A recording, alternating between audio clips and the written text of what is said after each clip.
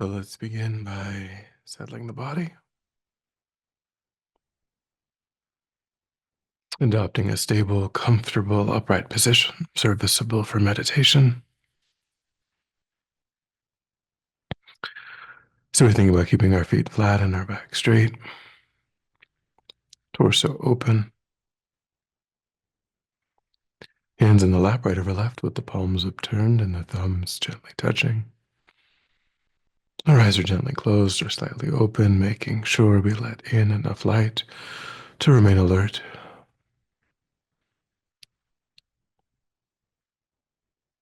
Try to maintain an awareness of not slouching, not leaning.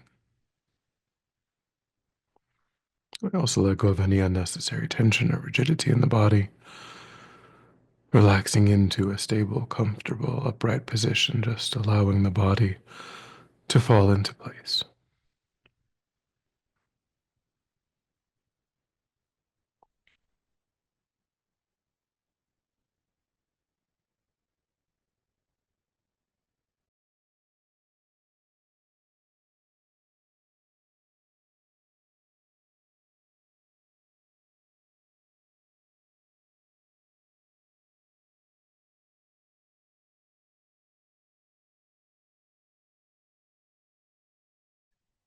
Begin to move the mind inward, allowing sights and sounds to be as they are without investigation, constraining our awareness just to the body and mind.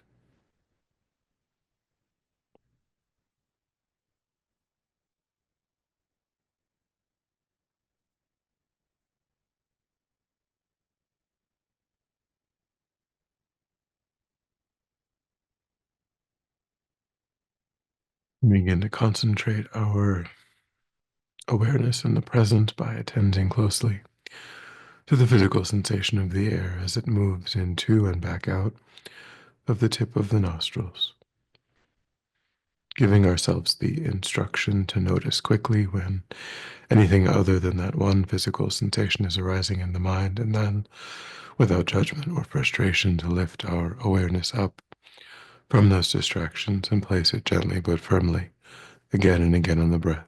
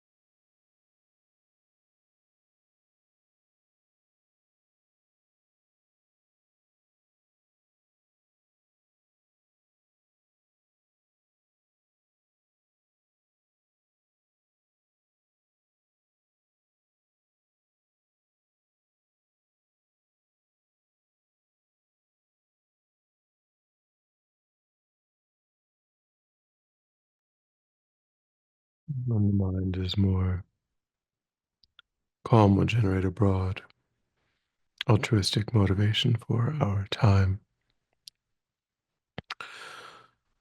So take a moment to tap into your own genuine wish to be truly happy, to be free of even the slightest suffering,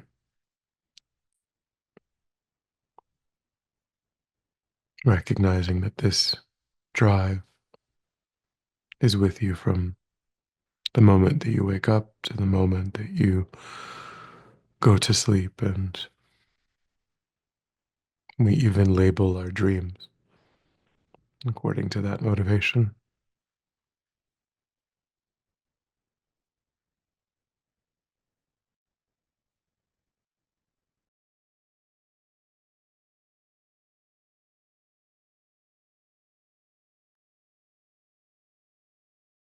And recognize that there are no sentient beings who are not similarly motivated.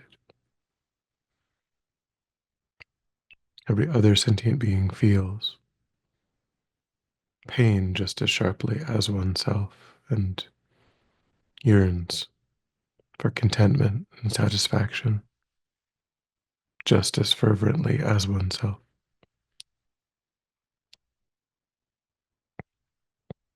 So, the most beneficial way of using this life is to work for the benefit of all sentient beings rather than only oneself, as there is no difference between oneself and others.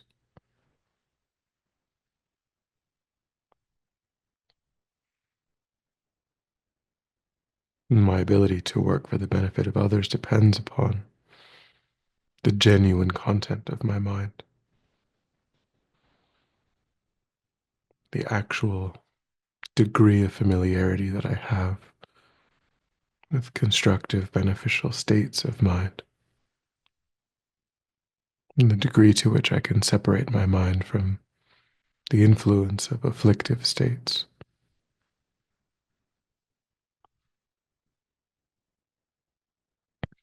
So, cultivating that familiarity, reducing those afflictive states is the purpose of my time, so that I may be able to work for the benefit of others. We take that as our motivation.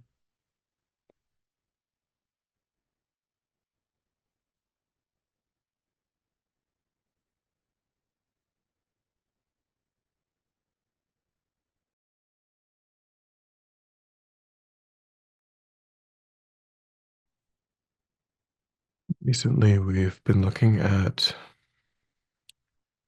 how the mind labels independence upon the drives of anger and attachment, labeling friend, labeling enemy, labeling stranger.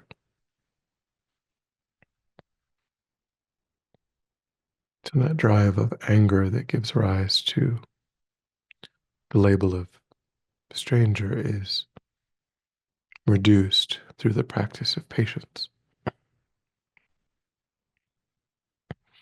So contemplate being able to cultivate the mind of patience, a mind that may actively search for solution to difficulty, but remains calm, remains free of malice.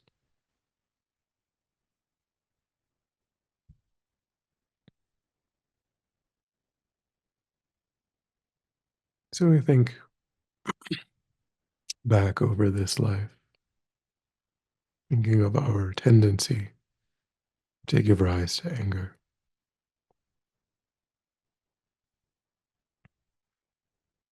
this mind that may not always cause harm, but always is joined with some wish for others to be harmed with our words, to be harmed, if not physically, then mentally or emotionally,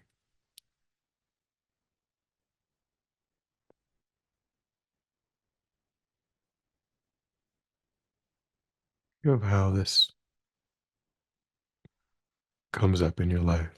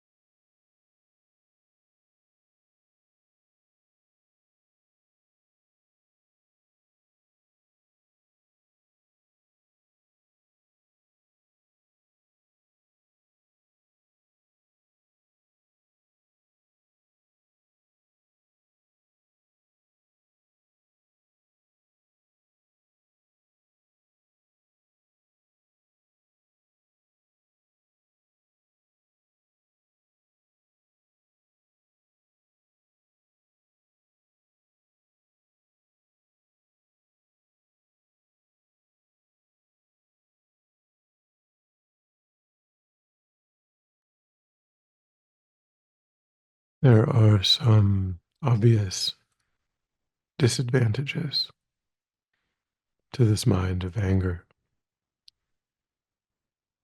Our minds are unable to experience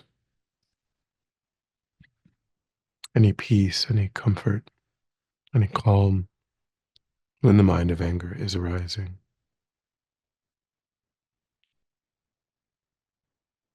Any sense of joy or happiness that we may have been feeling is completely destroyed.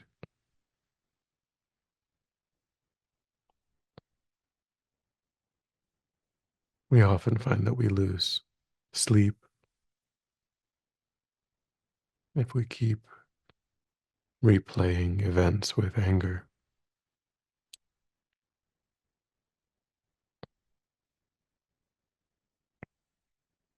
To again look back and see if you can validate in your own direct experience these disadvantages.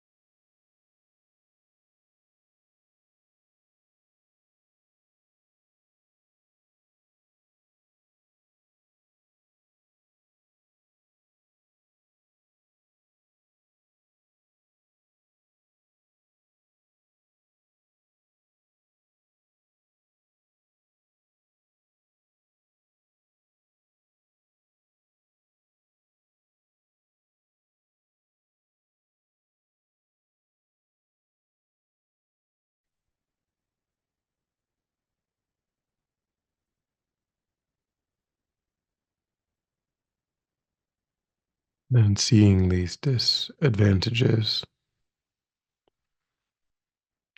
begin to contemplate the training, strengthening the habit of patience. So we can think that those who are more spiritually realized, when they are harmed, they think that the person harming them is an object of their compassion. This person who they themselves are experiencing a strong afflictive emotion in their mind, motivating their actions.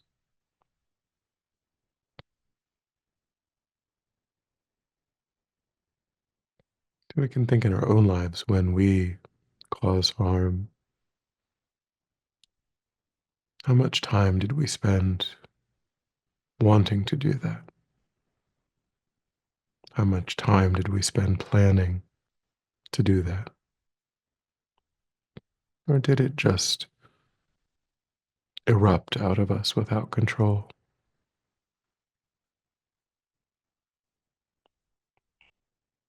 Would anyone choose to become angry?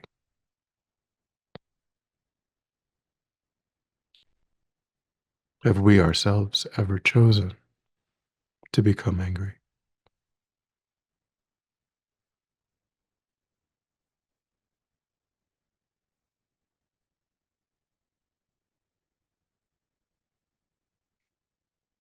We can try to see it through the eyes of these more highly realized beings, understanding the power of the afflictive emotion,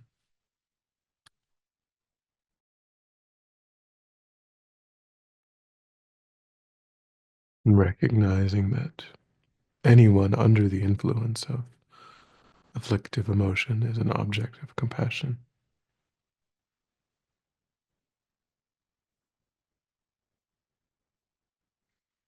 So think back to one instance when you responded to harm with anger,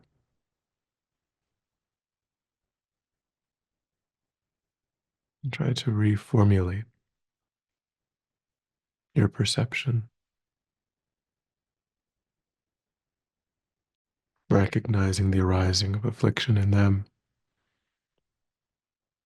and seeing them as the object of your compassion. They, like you, like all other sentient beings, are under the influence of these afflictive emotions.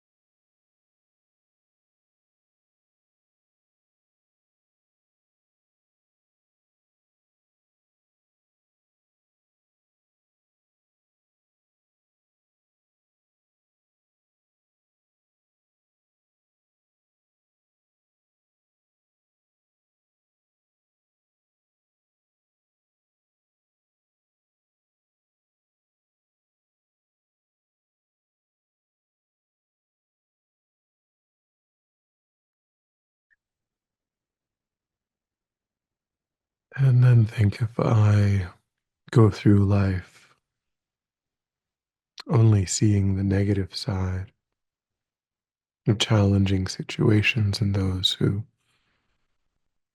I think are causing challenging situations, I'll be constantly overwhelmed. I must learn to see a beneficial side to experiencing these difficulties, these challenges.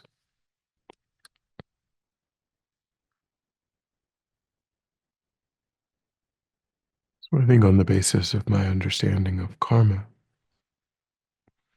my experience of these difficulties teaches me to avoid non-virtue in this life so that I don't create the cause of suffering in future lives. And it teaches me to practice virtue so that I may experience happiness.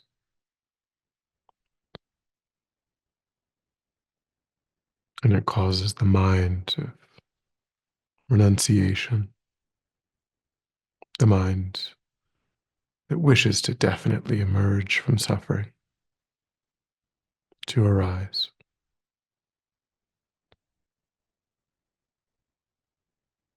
And it teaches me about the suffering of others, seeing how similarly situated all sentient beings are, which gives rise to my love, my compassion, ultimately the mind of bodhicitta,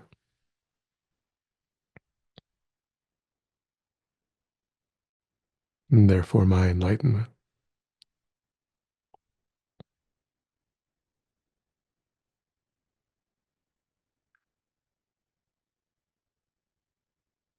So look back at the challenges that you faced recently and again try to see them in this light.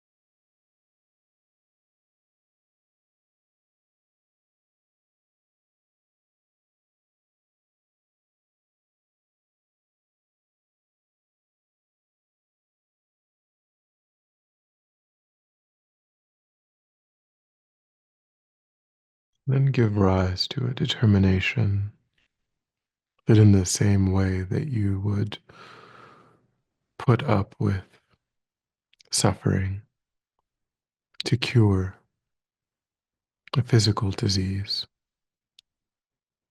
you're going to deal patiently with problems to heal the mind from the impulse of anger.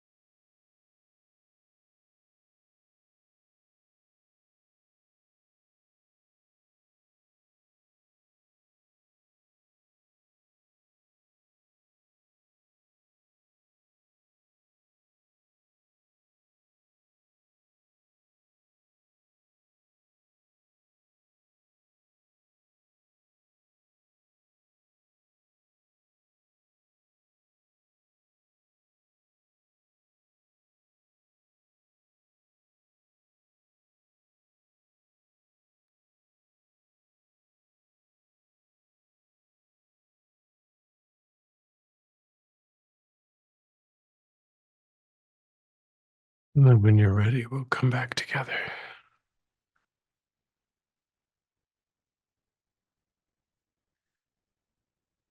and we'll dedicate. So recollect your altruistic motivation and think that by having engaged in this contemplation, you've actualized that motivation, which has generated positive energy in your mind. Think that you freely offer the fruit of your practice, that positive energy for the benefit of all sentient beings, without exception. Thinking strongly when this positive energy ripens, may it serve as a cause and condition to eliminate war and conflict, poverty, famine, disease, disasters, all painful inner and outer conditions. May it fully ripen the minds of all sentient beings. May they quickly meet perfect teachers and arise in the state of full enlightenment. May I too achieve this state of enlightenment so that I might work for the benefit of sentient beings perfectly. May any obstacles facing the Guru's long life be completely dispelled. And may I and all sentient beings in this moment come under the joyful care and guidance of enlightened beings. May we be guided and protected until we swiftly achieve that state of enlightenment. Thank you. Thank you.